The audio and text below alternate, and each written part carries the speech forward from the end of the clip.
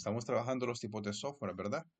Entonces, hablábamos en las sesiones anteriores, videos anteriores, sobre las cuatro libertades de software libre. Lo voy a mencionar de forma rápida, ¿verdad? Decíamos de que para que un software se considere software libre, hablábamos de cuatro libertades. Libertad para poder ejecutar, libertad para poder estudiar, ¿verdad? Y adaptar a las necesidades que se requieran, ¿verdad?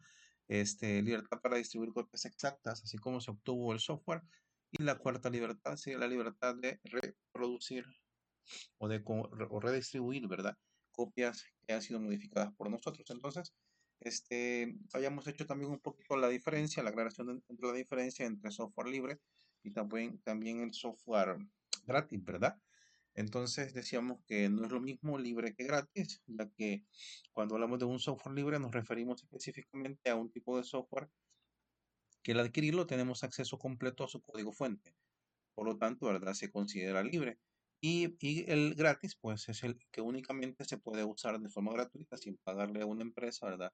O a un tercero por el uso del programa, pero no tenemos acceso al código fuente. Entonces, el software libre no siempre va a ser gratis. Van a haber momentos en los que quizás tenga un costo, ¿verdad? Por redistribución, tal vez un costo por modificación o por este redimensionamiento, ¿verdad? De lo que el software originalmente era, la necesidad que se desea resolver. Entonces, esto tendrá un costo, pero al recibir, ¿verdad? Ese software, somos capaces, ¿verdad? De poder ejecutar o tener dominio, ¿verdad? Sobre las cuatro libertades de las que hemos hablado.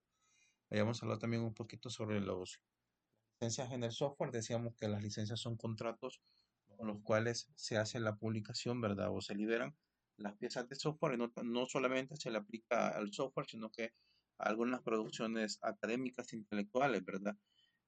A artículos científicos, revistas, libros, imágenes incluso que podrían tener algún tipo de licenciamiento y por eso hay que tener mucho cuidado, ¿verdad? A la hora de compartir, a la hora de utilizar algún tipo de vector de gráficos en nuestras presentaciones, en nuestras publicaciones, en nuestras tareas, ya que este podría estar sujeto a derechos de autor. Entonces, lo recomendable es, ¿verdad?, de que utilicemos siempre recursos, ¿verdad?, que estén licenciados bajo algún tipo de licencia que sea permisiva o al menos que permita, ¿verdad?, la utilización de esa pieza, ¿verdad?, siempre y cuando citando los autores. Un ejemplo de ese tipo de licencias es la Creative Commons, lo explicamos en el video anterior. Luego, de eso, pues nos hace falta hablar un poquito el, sobre, el- sobre Linux, específicamente sobre Linux, que es Linux, ¿verdad? Dice que Linux es un sistema operativo. Un sistema operativo, lo vamos a leer, ¿verdad? Literalmente como está en la definición, dice que GNU, basado en Linux, más conocido como Linux, simplemente es un sistema operativo compatible con Unix. Unix también es un sistema operativo, ¿verdad? O sea, un sistema operativo antecesor, ¿verdad? Lo que ahora se conoce como GNU o como Linux. Dos características muy particulares o peculiares lo diferencian, perdón, del resto de los sistemas que podemos encontrar. La primera es que es libre. Eso significa que no tenemos que pagar ningún tipo de licencia a ninguna casa desarrolladora de software por el uso del mismo. La segunda es que el sistema viene acompañado de un código fuente, ¿verdad? Al ser libre, por lógica, ¿verdad? Tiene que poseer, ¿verdad? O proporcionar su código fuente porque esa es una de las libertades o de las características con las que goza el software libre. El sistema lo forma un núcleo que se denomina kernel, más un gran número de programas y librerías que hacen posible su utilización. Linux se distribuye bajo la licencia pública general GNU GPL, ¿verdad? Por lo tanto, el código fuente tiene que estar siempre accesible. El sistema ha sido diseñado y programado por multitud de programadores alrededor del mundo. Se basa, ¿verdad?, en la teoría sí, en la teoría, digamos, de que las comunidades en Internet, el núcleo del sistema sigue en continuo desarrollo bajo la coordinación de Linus Torvalds, que es su creador, la persona de la que partió la idea de ese proyecto en 1991. Linus, con ese, ¿verdad?, es el nombre del creador. Por aquel entonces era un estudiante de informática de la Universidad de Helsinki. Empezó como proyecto de fin de carrera y sin poder imaginar en lo que se llegaría a convertir. A programar las primeras líneas de código de este sistema operativo llamado Linux, ¿verdad? Linux. Entonces, vamos a ver qué hay sobre Linux. Por aquí hay un poquito sobre el origen de Linux, ¿verdad? Dice que está inspirado en Minix, que es un pequeño sistema Unix desarrollado por Andy. Las primeras discusiones sobre Linux fueron en el grupo de noticias Camp OS Minix. En esas discusiones se hablaba sobre todo del desarrollo de un pequeño sistema Unix para usuarios de Minix. Minix era también un sistema operativo. que querían más, ¿verdad? Linux anunció, bueno, nunca anunció la versión 0.0.1 de Linux hasta agosto del 91. Esta versión no era ni siquiera ejecutable, solamente incluía los principios del núcleo del sistema, estaba escrita en lenguaje ensamblador y asumía que uno tenía acceso a un sistema Minix o asumía que tenía acceso a un sistema Minix para poder compilarlo, para poder hacer su compilación, para poder ejecutarlo. El 5 de octubre del 91 o 1991, Linux anunció la primera versión oficial de Linux, la versión 0.02. Con esta versión Linux puede ejecutar Bash, que es una especie de lenguaje de programación, ¿verdad? De alto nivel, a través del cual se pueden programar ciertas actividades, ciertos eventos dentro del sistema operativo. Y dice que el compilador de GNU-DC también lo agregó, pero no mucho más. En este estado de desarrollo ni se pensaba en los términos de soporte, documentación o distribución. Después de la versión 0.03, Linux saltó a la numeración hasta la 10 o la 0.10.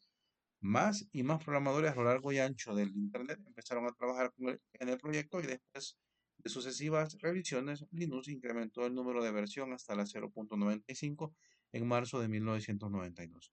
Más de un año después, diciembre de 93, el núcleo del sistema estaba en la versión 0.99 y la versión 1.0 llegó el 14 de marzo de 1994. Un poquito sobre la historia, ¿verdad? Entonces, Linux es un sistema operativo, ¿verdad? Libre, que posee las cuatro libertades del software libre, de las que habíamos hablado antes, ¿verdad?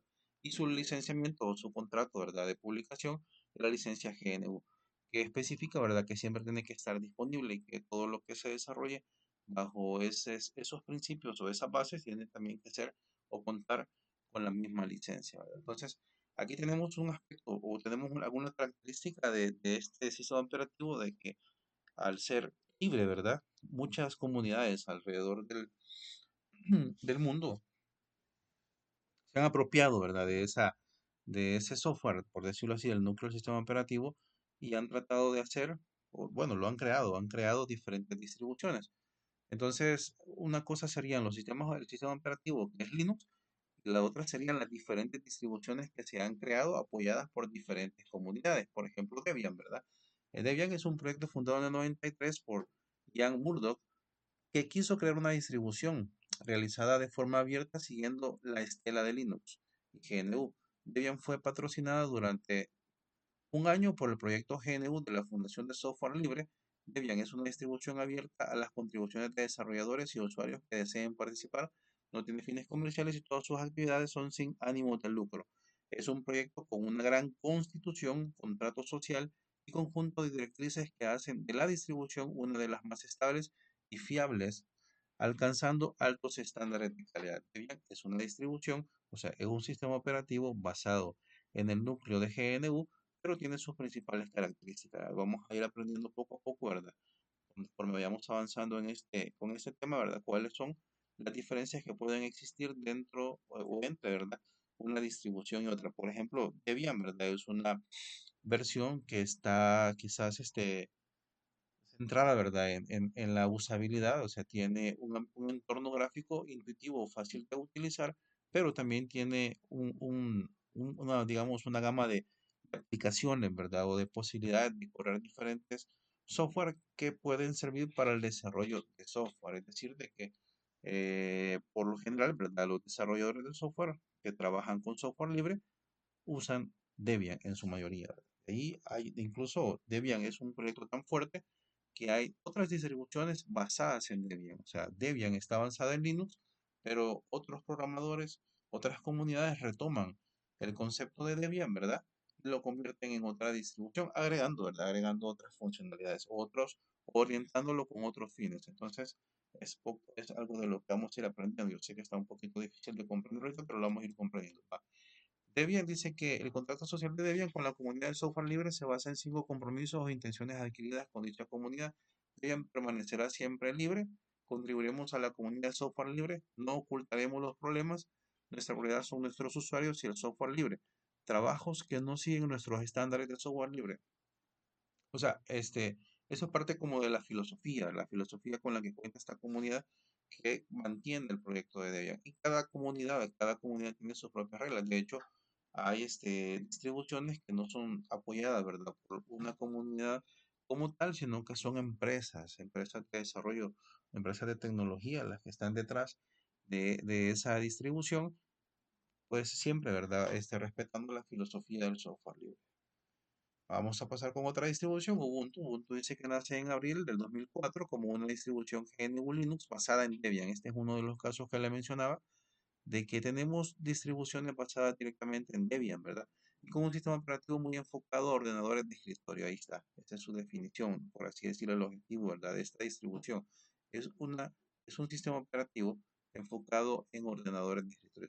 Su objetivo principal se centra en la facilidad de uso, la libertad de uso, los lanzamientos regulares cada 6 meses y la facilidad de instalación. Todos estos objetivos vienen marcados en cierta manera de las dificultades técnicas que encontraban muchos usuarios no avanzados a la hora de manejar y utilizar Debian. Ubuntu está patrocinado por Canonical, una empresa creada y financiada por su fundador, el empresario sudafricano Mark Shuttleworth. Entonces, este también es uno de los casos, ¿verdad? De los que les menciono, que tenemos ciertas distribuciones de Linux, ¿verdad? Ciertas distribuciones que están sustentadas, o perdón, apoyadas, patrocinadas por la empresa de desarrollo, ¿verdad? Aparte de una comunidad. Entonces, en este caso, ¿verdad? Hablamos de Ubuntu. Ubuntu dice que es una distribución basada en Debian y que está pensada, ¿verdad? En disminuir la capacidad, digamos, la dificultad, perdón, la dificultad de uso con respecto a Debian. O sea, algunas cosas, ¿verdad? Algunos procesos podrían ser considerados como avanzados en Debian para poderlos ejecutar. Entonces viene este grupo de programadores, recrea, ¿verdad? Ese escenario y crea rutinas, ¿verdad? Diferentes o que hacen que lo vuelven más fácil bueno, simplemente fácil, ¿verdad? Lo vuelven fácil, ¿verdad? El mismo proceso. Entonces, eso nos regala, ¿verdad? Una interfaz amigable, ¿verdad? Una forma fácil, ¿verdad? De ejecutar tareas difíciles. Entonces dice que Ubuntu, dice los principios de Ubuntu se resumen en Ubuntu siempre será gratuito, bueno, casi se basa en los mismos principios de Debian, emplea las mejores herramientas de traducción y accesibilidad para que pueda ser usado por el mayor número de personas posible, publica de manera regular y predecible una versión cada 6 meses, está totalmente comprometido con los principios de desarrollo del código abierto, continúa siendo software libre, ¿verdad? Pasamos con Fedora, que es otra distribución. Dice que Fedora Core nace como distribución de GNU para los propósitos generales, dice, que se mantienen gracias a una comunidad de ingenieros, diseñadores gráficos y usuarios que informan de fallos y prueban nuevas tecnologías. Cuenta con el apoyo y la promoción de Red Hat, que es otra distribución también de Linux. La filosofía del proyecto se basa en que los desarrolladores prefieren hacer modificaciones en las fuentes originales en lugar de aplicar partes específicos en su distribución. De esta forma se aseguran de que las actualizaciones estén disponibles para todas las versiones de GNU. Ahí está, ¿verdad? Su objetivo.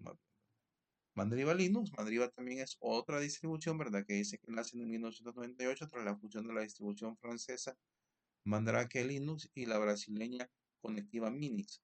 Está enfocada a usuarios principalmente que se están introduciendo en el mundo del software libre. La primera versión se basó en Red Hat Linux, versión 5.1, pero después siguió su propio camino incorporando herramientas propias o modificadas, enfocadas a facilitar la configuración del sistema Mandriva. Mandriva, de hecho, tiene una interfaz muy parecida a un sistema operativo que ustedes ya conocen, que usan a diario, ¿verdad? En sus computadoras personales. Ahí tenemos un entorno, bueno, aparte ya hemos hablado sobre Linux como un sistema operativo universal, ¿verdad? Y hemos hablado de algunas, no de todas, porque son muchas, es una gran lista de distribuciones. Cada distribución tiene su propia filosofía, tiene sus propios usuarios, o sea, digamos, como decir de que tiene su propio grupo de programadores, de desarrolladores, ¿verdad? Que están manteniendo el software, ¿verdad?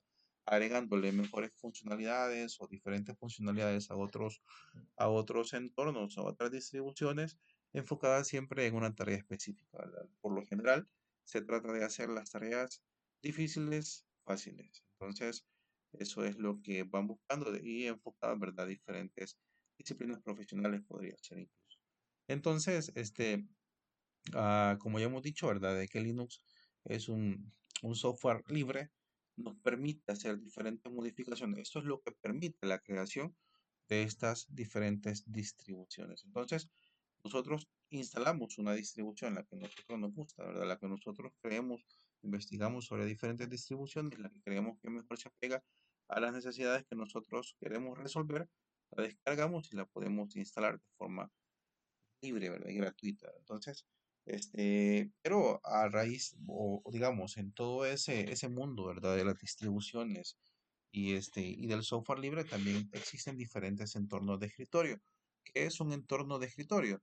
Un entorno de escritorio es como el conjunto de aplicaciones o programas, ¿verdad? Que nos permiten generar los gráficos con los cuales nosotros interactuamos con los diferentes con el diferente tipo de dispositivos conectados a la computadora. Entonces, básicamente, ¿verdad? Decimos de que el entorno de escritorio es la interfaz que permite que nosotros usemos la computadora. Entonces, hay diferentes interfaces, ustedes lo han experimentado, ¿verdad? Con ese sistema operativo que tienen en sus computadoras, de una versión a otra, a veces cambian, ¿verdad? Los colores, cambian la forma en la que se presentan los iconos, cambia incluso las opciones en las barras. Entonces, de hecho, también se nota, ¿verdad?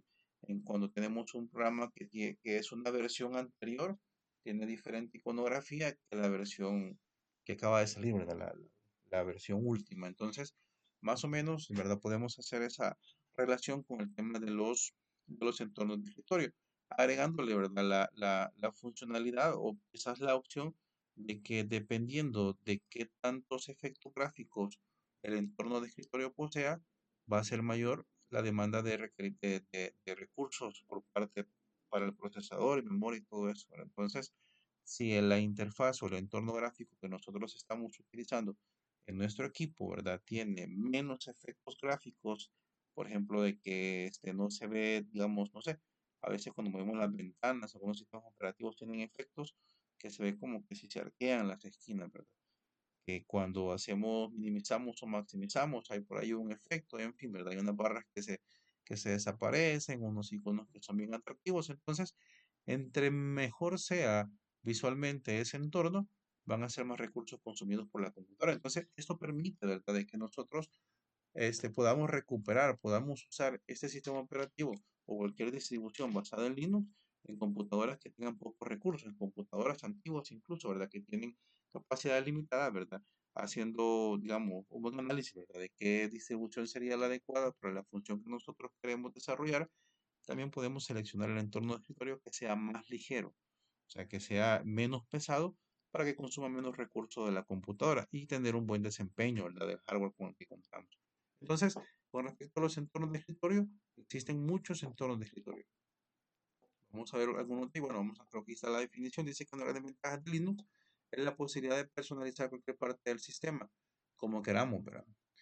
En este sentido, el entorno de escritorio es una parte muy importante, ya que es la parte con la que convivimos y como tal es vital que nos encontremos cómodos con su uso para que la experiencia de usuario sea la más satisfactoria posible. Hoy vamos a hablar de algunos de los, bueno, ahí dice, ¿verdad? Para que los conozcamos, ¿verdad? Vamos a hablar de algunos, no de todos, solamente son, ni siquiera son los más utilizados, solamente es una pequeña lista de entornos de escritorio. Por ahí tenemos Genome, dice que ese entorno de escritorio es uno de los más conocidos, que no solo está presente en Linux, también se puede encontrar en otros sistemas Unix como BSD y Solaris. Dice que GNU, ¿verdad? Perdón, Genome tuvo su origen de los mexicanos Miguel de Icaza y Federico Mena en 1999, estando traducido actualmente a más de 166 idiomas. El objetivo de este entorno es crear un sistema de escritorio para el usuario final que sea completo, libre y fácil de usar. Usa la biblioteca gráfica GTK y él está licenciado bajo GPL.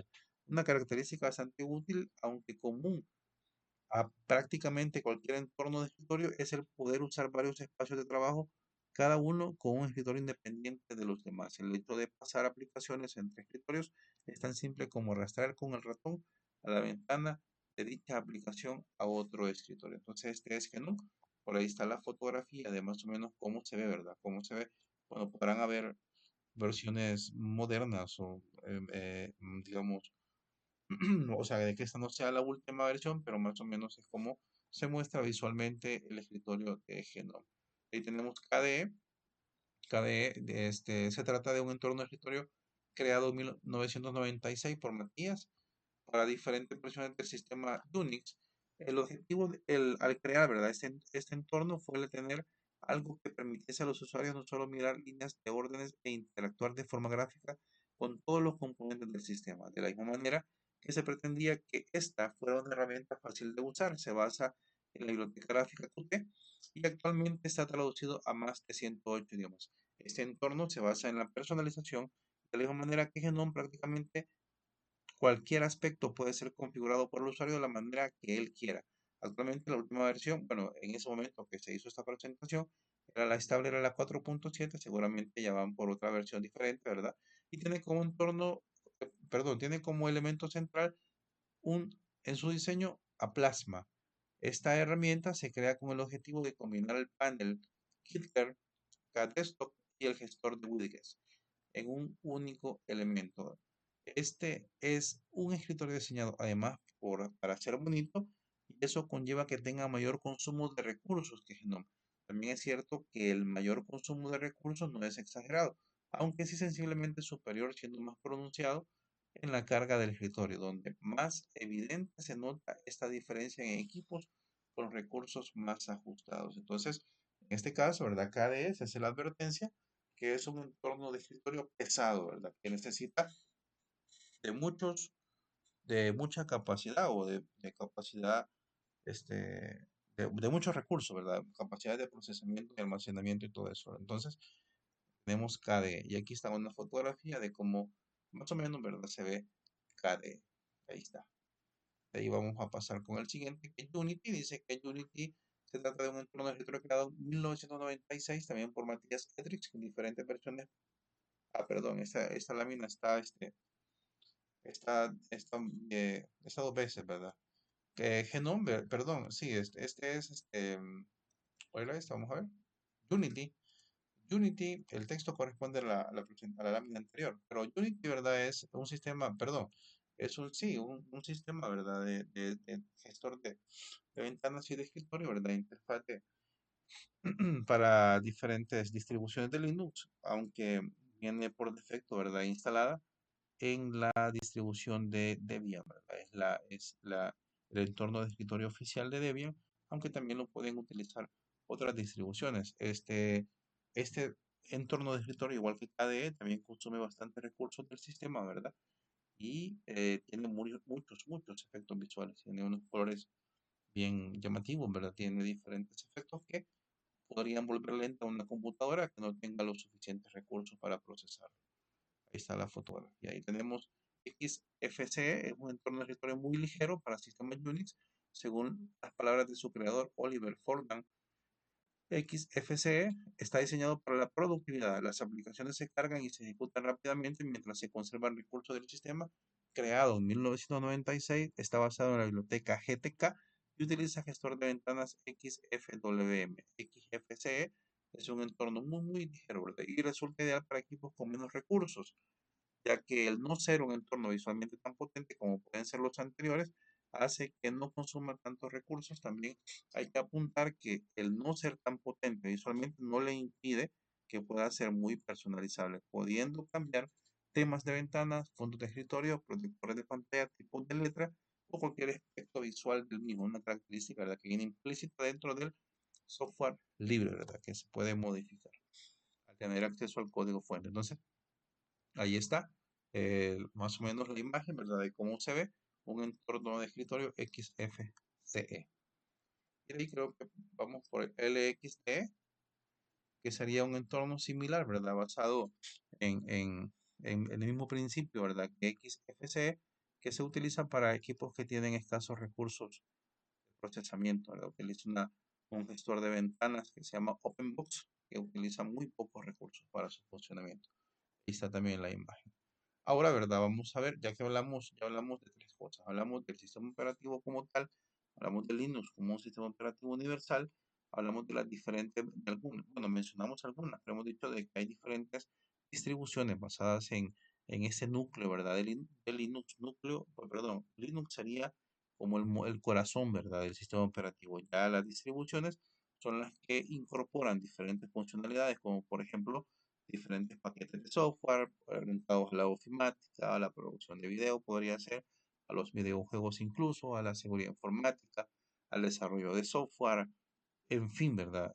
Pueden ser diferentes programas que incluye cada una de las distribuciones y por lo tanto, ¿verdad? Que este trae, viene en su configuración, ¿verdad? Trae, digamos, como balanceado, ¿verdad? El consumo de los recursos dependiendo para la función que la distribución se desarrolle. Por ejemplo, una versión que necesite correr programas que sean demasiado exigentes en términos de recursos computacionales, recursos de procesamiento, podría ser de que nos presente una interfaz gráfica que sea bastante limitada con respecto a sus efectos, ¿verdad? Entonces, ¿por qué? Porque eso va a permitir que utilice mayor capacidad de cómputo para ejecutar los diferentes programas que trae preinstalados. Porque esa es una de las características también de los sistemas operativos basados en Linux, ¿verdad? O de las diferentes distribuciones basadas en Linux que incorporan diferente paquetería, ¿verdad? O sea, usted solamente instala el sistema operativo en su computadora y de una vez le queda instalado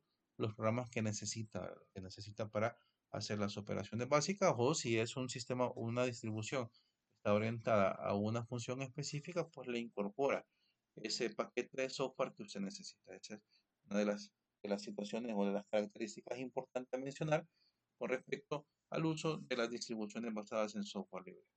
Entonces, también hablamos de los diferentes entornos, ¿verdad? Que se pueden y explicábamos cuál es su fin, ¿verdad? ¿Por qué existen los diferentes entornos y en qué momento, ¿verdad? Podrían tener relevancia, ¿verdad? Y por aquí abajo, en la última lámina, tenemos que ver la 28, sí, en la 28, vamos a ver. En la 28 tenemos el sistema de ficheros, ¿verdad? O digamos, el directorio del sistema operativo universal Linux. Ahí dice que tenemos un directorio raíz, el recuadro negro, el directorio raíz de toda la jerarquía de archivos del sistema, representado por una pleca, ¿verdad? Y tenemos la carpeta bin, que son los comandos binarios esenciales de usuario. Tenemos la carpeta boot, que son archivos estáticos del sector de arranque, la carpeta dev, archivos de unidades, la carpeta etc., que es la configuración del sistema de host específico, directorios requeridos para OPT, para entornos de escritorio, para bastantes cosas, ¿verdad? Incluso ahí se instalan muchos programas también, cuando nosotros instalamos programas dentro del sistema operativo, esos archivos de configuración que se requieren para poder ejecutar el programa se almacenan o se guardan, ¿verdad? En la carpeta etc. Ahí tenemos la carpeta del home, que sería el directorio del usuario, ¿verdad? Y ahí tendríamos dentro de Home, o sea, dentro de ese árbol, tendríamos como una carpeta padre, tendríamos las carpetas hijos, serían los diferentes nombres de usuario. Por ejemplo, si en una computadora hay más de un usuario, por aquí está el ejemplo, ¿verdad? Aquí en los recuadros café se ve que hay un Home Student, un Home Linux Gin, y incluso dentro de Home Student hay otro usuario que se llama, bueno, hay otro archivo que se llama dir, que sería donde están todos los directorios del usuario, ¿verdad? Todos los archivos del usuario. Entonces de ahí tenemos la carpeta lib, que son librerías esenciales compartidas y módulos del kernel, o sea, del núcleo del sistema operativo. Tenemos la carpeta media, que es la carpeta en la que se montan temporalmente todas las unidades de almacenamiento. Cuando nosotros conectamos una unidad USB, es en la carpeta media o dentro de la carpeta media se crea una carpeta, ¿verdad? Con algún identificador que es donde se cargan de forma temporal los archivos que posee esa memoria o un disco, ¿verdad? Un disco duro portátil, ¿verdad? Entonces de ahí tenemos la carpeta MLT, que es el punto de montaje temporal para los sistemas de archivo también. En esta carpeta se montan, por así decir, se cargan, ¿verdad? Cuando decimos montarlo es como cargar, ¿verdad? Las particiones del disco duro que tiene instalada la computadora. Si el disco duro tiene más de una partición, ¿verdad? Que sean accesibles por el usuario, pues se guardan, ¿verdad? O se cargan dentro de ese directorio. Tenemos el directorio OPT, que es donde están todos los archivos de software, las aplicaciones del sistema. Bueno, la carpeta etc. serían software del sistema, los que tendríamos instalados. Y en la carpeta de OPT serían software de aplicación, o sea, archivos que corresponden a diferentes software de aplicación. Tenemos la carpeta SBIN, que son binarios del sistema, SRB, datos para los servicios provistos por el sistema. La carpeta TMP, que es la carpeta en la cual se cargan los archivos temporales que están en ejecución. La carpeta USR son las utilidades de aplicación de multiusuario. var, variables del archivo. root, directorio home del usuario root. Y la carpeta proc, que sería documentación del sistema de archivos virtual del kernel y las condiciones de los procesos en archivos de texto. Y bueno, ahí se ve de que en la carpeta USR, ¿verdad? Que es de color verdecito claro, hay otros archivos, ¿verdad? Por ejemplo, USR local, USR bin, y también tenemos USR local gains, que sería como el usuario, ¿verdad? Los archivos USR del usuario, utilidades de aplicaciones multiusuario. Algo importante también a destacar, ¿verdad? Es el término del root, que el root es como el superusuario o el usuario administrador en otros sistemas operativos. A veces decimos de que para instalar un programa en nuestra computadora personal requerimos de una contraseña de administrador o de una cuenta de administrador. En el caso de Linux, nos referimos a esa cuenta de administrador como usuario root. Eso es importante conocerlo. Entonces, esto sería, ¿verdad? Básicamente el tema introductorio al sistema operativo universal Linux, ¿verdad? Sus diferentes distribuciones y el sistema, bueno, entornos de escritorio y sistema de archivos. Lo seguiremos viendo más a detalle en las siguientes sesiones. Muchas gracias.